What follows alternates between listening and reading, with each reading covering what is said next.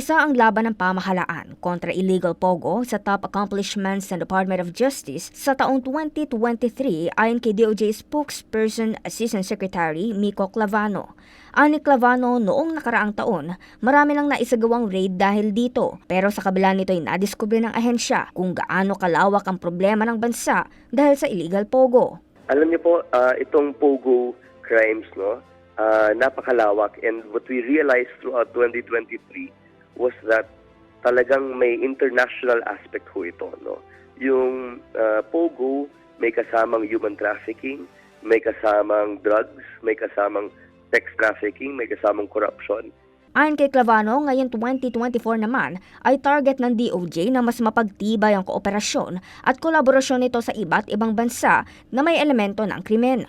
Ito anya ay upang mahuli ang kabuuang sindikato na nasa likod ng operasyon at hindi lang ang iilang maliliit na tao. At hindi lang lahat nangyayari dito sa Pilipinas. Pag binanggit natin ang trafficking, ang ibig sabihin niyan yung elemento po ng krimen nahahanap sa iba't ibang bansa. So ang recruitment pwede ding nangyari sa Indonesia, Malaysia, Vietnam, Bangladesh at kung ano pang mga bansa. Samantala, pumapangatlo sa top accomplishment ng DOJ ang pagbababa nito ng halaga ng piyansa para sa indigenous peoples. Pangatlo po ay yung bail rules ho natin. No?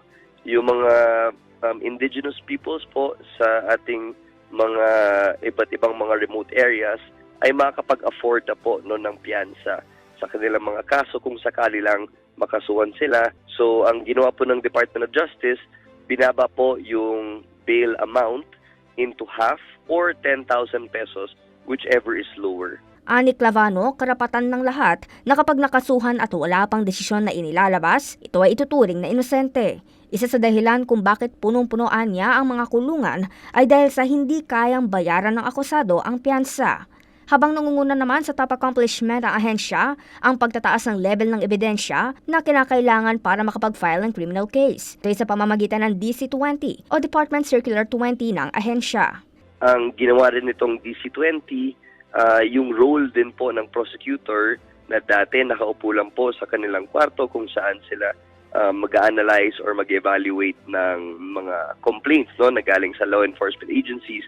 Ngayon, sasama na talaga sila sa mga law enforcement agencies sa ground, no, sa crime of the scene. Nakasaad kasi sa Department Circular 20 na kinakailangang laging available ang prosecutors para sa konsultasyon, kooperasyon at koordinasyon para sa pangangalap ng ebidensya.